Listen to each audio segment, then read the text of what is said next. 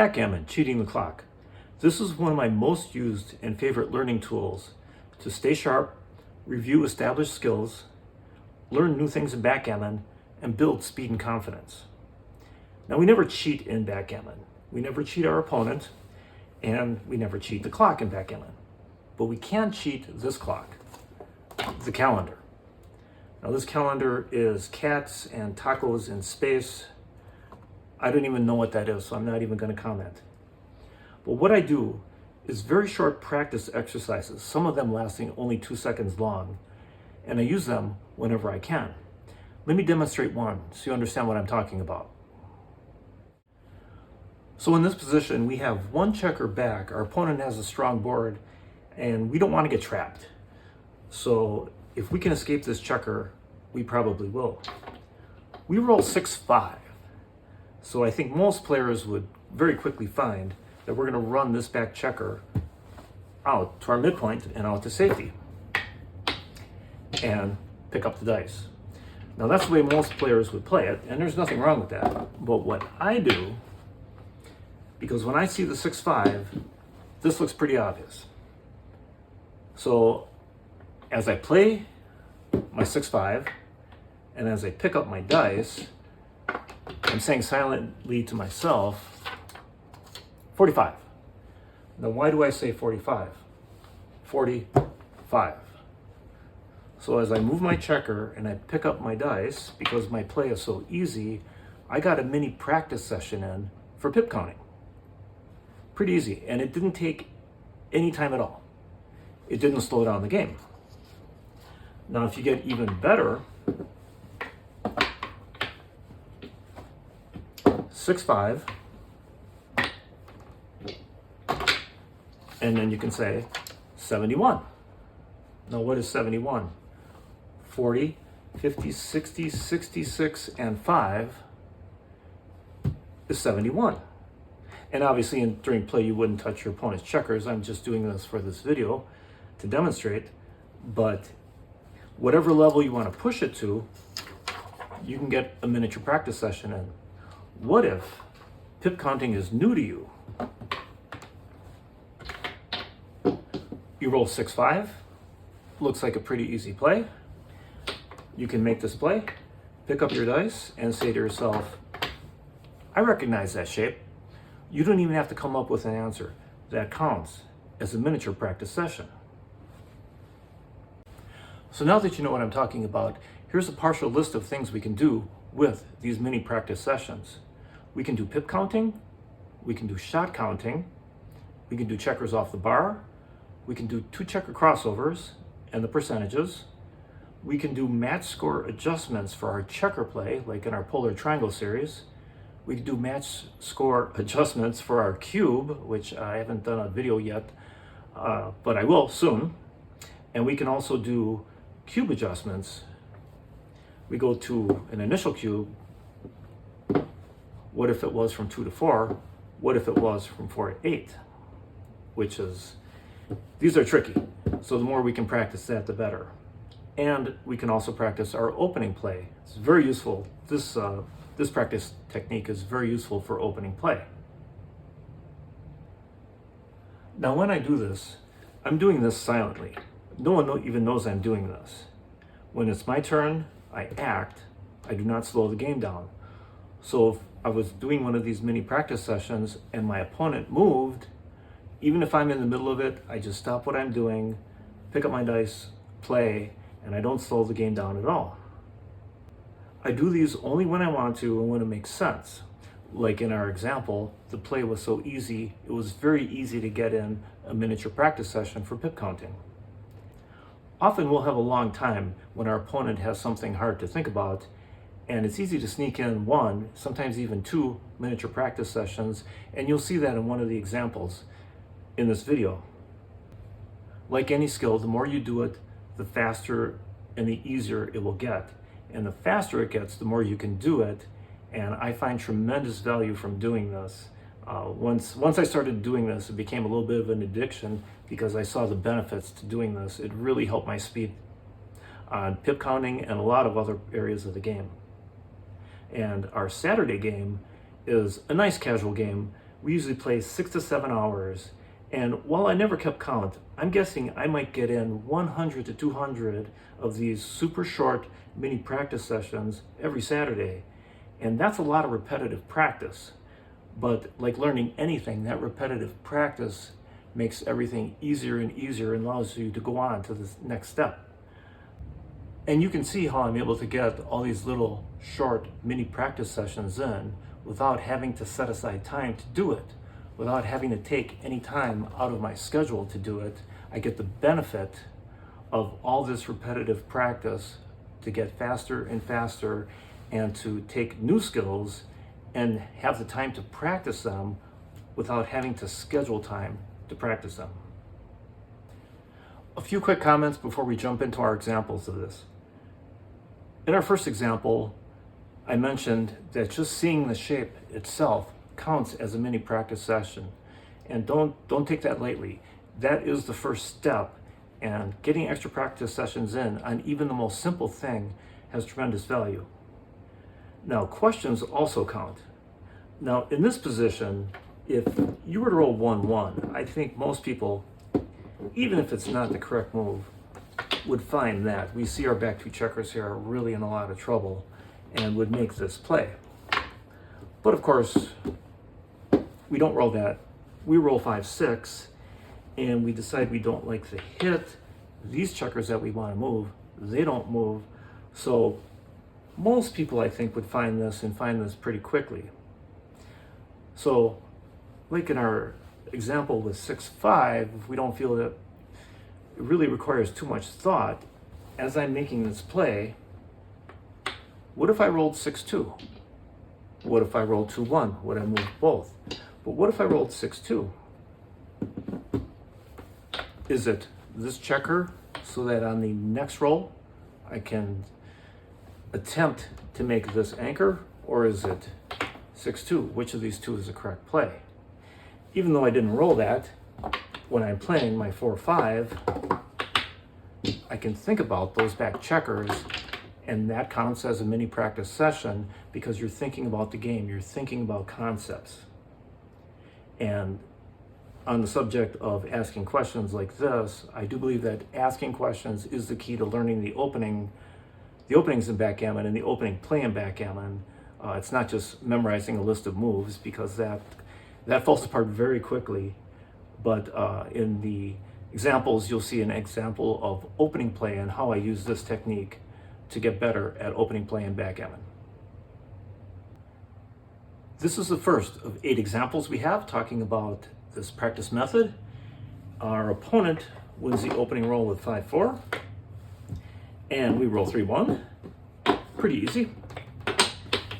And we're already starting to think about, just in case our opponent stays on the bar, and they do. They roll 6-6, they stay on the bar, and now it's our turn. Now we're going to look at this from my point of view. In this case, I'm very familiar with this position, and for cash, we're playing a cash game here. This is a no double take. It'd be a pretty big mistake to throw the cube in this position. So I am going to throw my dice here. I'm not going to cube, but I can ask myself very quickly, at what match scores is this a cube? Are there any match scores where my opponent should actually double if I were playing a match? And there's my mini practice session where I'm practicing some of my match skills, even though we're just playing a friendly cash game. Our next example, we roll 4-5, and our opponent rolls 3-3. Great roll for them in this position. And we end up here. We bounce, and our opponent is thinking about cubing. This is a pretty easy one. Our opponent should be cubing us here. For cash, this is a take. But same question. While our opponent's considering their cube action, we can look at this and review. We should know a little bit about this position as well. And once you're more of an advanced player or closing in on expert level player, this is one of them that you should know. And we can review while they're thinking. At what match scores my opponent cubes me, should I be passing? At which of the match scores should my opponent not be cubing? And it's because of the match score. But this is also one of the more difficult and challenging areas of the game, and this is an opportunity to practice. If our opponent's taking 15, 30 seconds to think about their cube action, this is, instead of just sitting here, we're making valuable use of our time. Our third example, we win the opening roll with 6-1. Pretty easy. Our opponent rolls 6-6. And they don't know what to do with this. They decide, finally, to do this.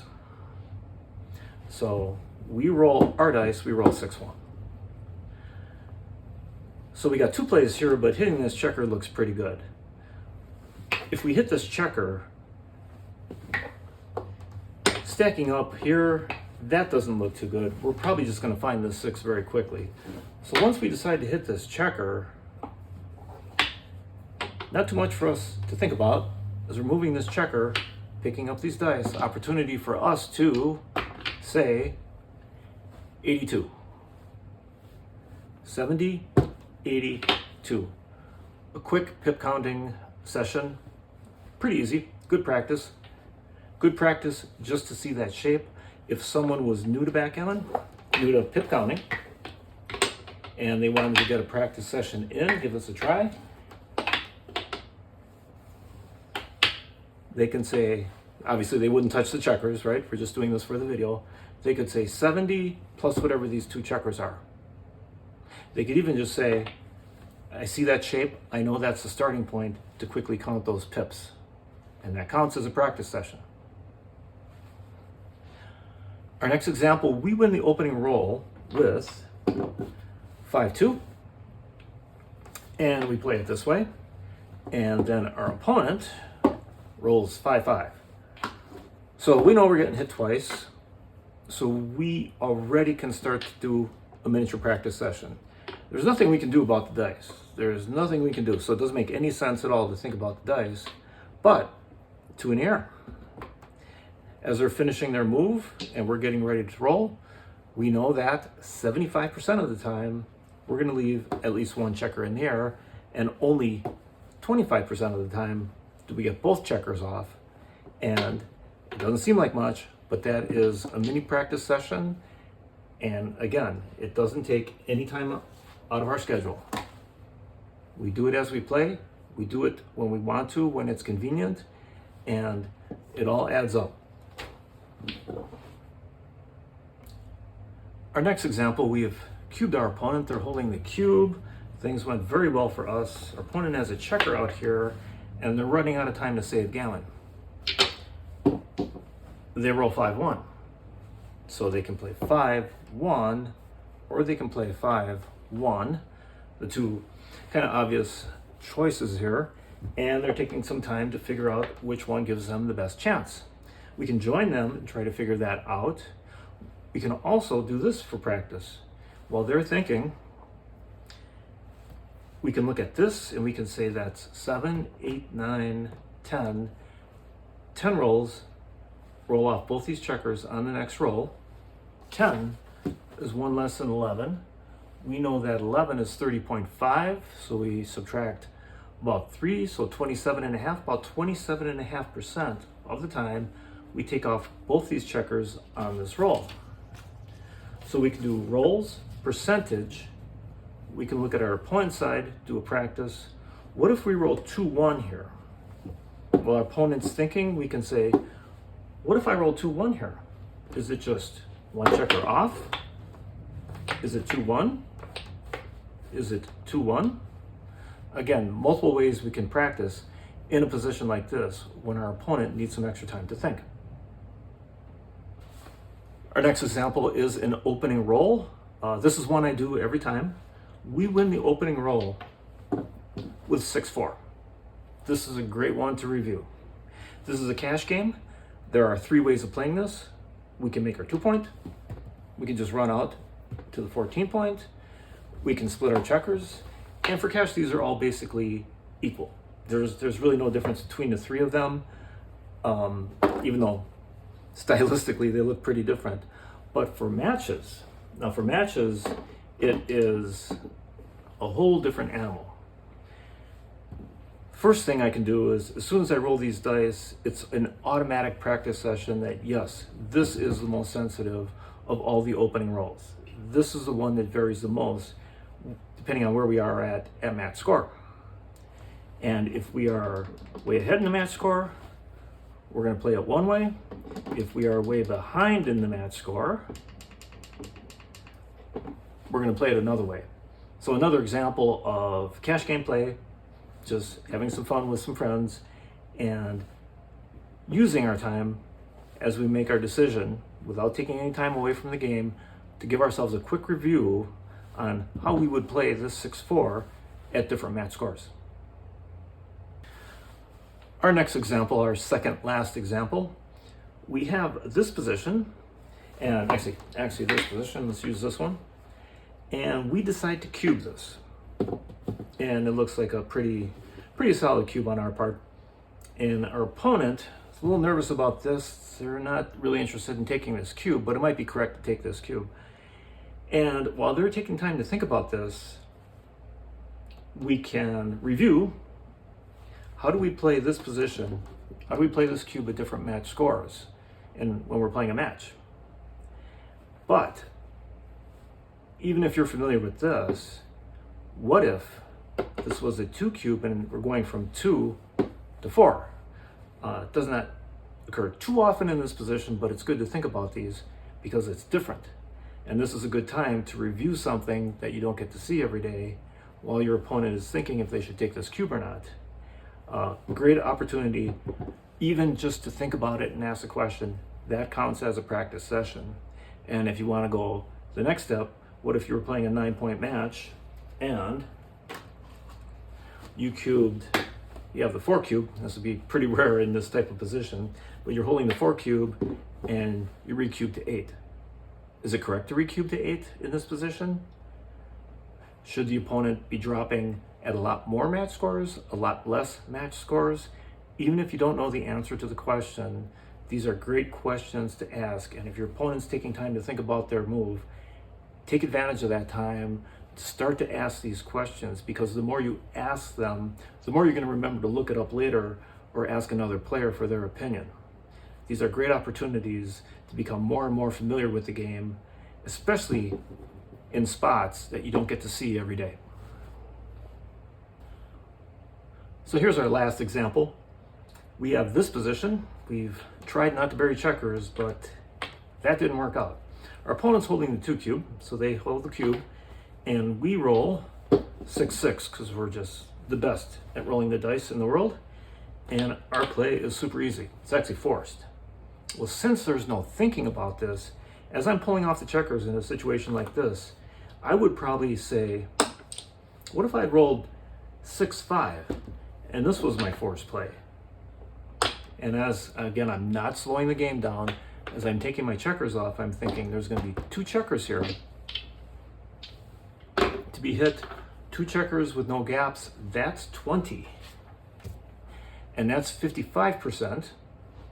And as my opponent's rolling their dice, I can continue if I choose. 55%, and that is gives me well over, because it'd be 45% on my side, well over 25% chance. And even though 2 could get picked up, this is probably, if my opponent cubed me, an easy take. But even if you didn't go that far, you can still very quickly in your mind say, what if I had rolled 6-5? What percentage of the time does at least one of these checkers get hit? 20 rolls out of 36, which is just over 50%. Again, another short practice session, even though it didn't come up in play, since our play was forced and there was nothing to think about, we can look at 5-6, and again, we get our miniature practice session in. So, if you want to try this and you stick with it, I think you'll see great results, because it gives you all these short little repetitions that you otherwise wouldn't have if you didn't think about doing this. And do it only when it's convenient.